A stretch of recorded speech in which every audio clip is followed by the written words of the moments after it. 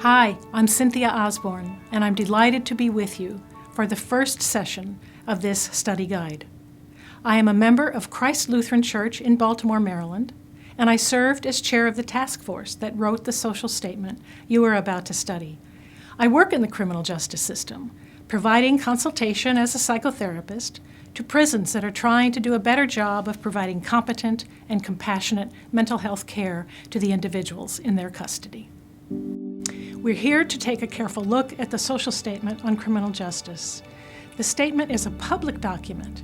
It spells out what our church, the Evangelical Lutheran Church in America, says about faith and criminal justice. It is also a teaching document. It helps us learn, reflect, and act. The statement reflects years of study and discernment by our church. It was adopted by a 96% vote at the 2013 ELCA Churchwide Assembly. Here's an overview of how we're going to study the social statement over the next 5 sessions. First, we'll acknowledge both the strengths and problems in the criminal justice system, and we'll affirm our commitment to care and respond. Then we'll listen to people who have been touched by the system. Next, we'll ask, what would God have us do? And we'll pay attention to God's messages about justice. Finally, we will bring all those pieces together to consider what actions we can take together. So let's get started. Let's begin with what the social statement does, taking a hard look at the criminal justice system. The statement affirms the goodness of the system's fundamental principles and orientation toward justice. And it recognizes the many people in the system who care and do good work. But it also confronts 3 underlying problems with our current system. 1, it is based on a mindset that confuses long and harsh punishment with justice and emphasizes mass incarceration. 2, it directs insufficient resources to practices that we know work. And 3, it is fraught with racism and a bias that especially harm people living in poverty. Here are 2 startling facts. 1 in 34 adults in the United States is under some form of correctional control, the most per person of any country in the world. And our country spends about $60 billion every year for corrections alone. Yet those who work in the system often feel stressed to the breaking point, and those who are confined in the system often feel hopeless about getting what they need to turn their lives around. People are crying out. Our huge, complicated criminal justice system is not working. But why should we care? It's easy to be drawn away from caring by our own experiences, political views, fears, and sin. I'd like to share with you why I feel called to care about changing our criminal justice system. What has touched me are the stories of the incarcerated men that I meet in my work. Too many of these men are up against an utterly inflexible and punitive system that puts up roadblock after roadblock so that there is no path at all to possible redemption, to coming back, to joining you and me as productive citizens who belong, who have a community. Just recently, I met 16-year-old John in a juvenile facility. When I asked him about his dreams for the future, he said, "All I want is to get out of here. I won't get caught next time." There are virtually no real programs or resources in the system to help him dream of a different life.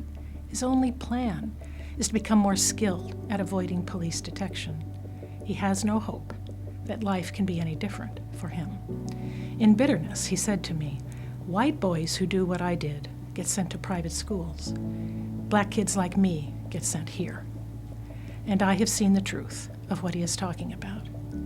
So he is in a dark, dirty, lonely, scary juvenile prison with no programs to help foster change.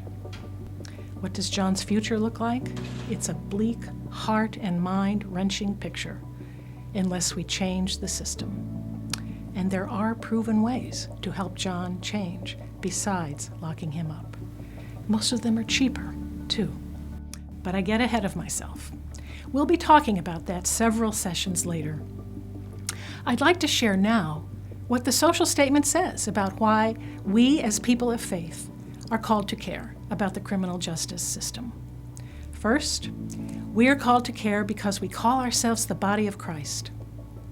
God is already at work in the world, and our hands are needed to serve our neighbors and to work for justice and peace. Our faith tells us that every person in the criminal system deserves to be seen and treated as a child of God.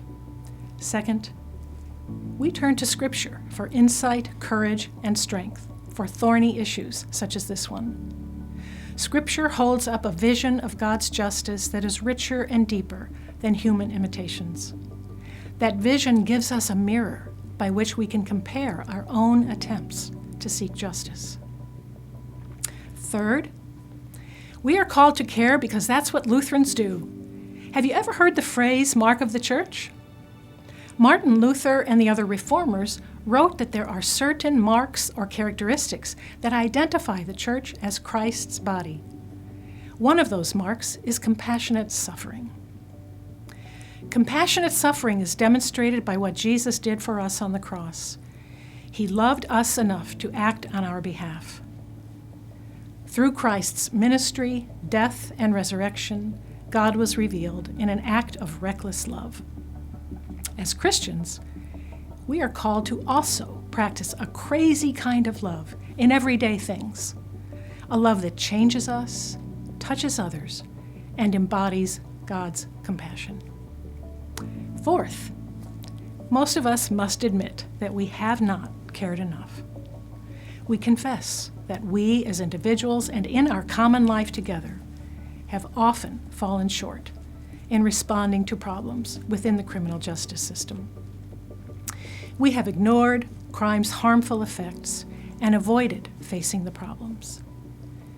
As we are called to care, we remember that God works in a twofold way. God works through civil institutions by the wise use of human reason.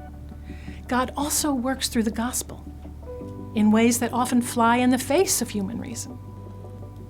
We are called to employ both law and grace in our efforts, just as God does.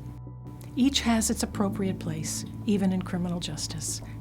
I'm glad we can share this time together, focusing on our call to listen to the people crying out for greater justice in our criminal justice system. Now, you will have time in small groups to discuss some of the things you've just heard. Thank you for being part of this great church that is willing to address hard topics.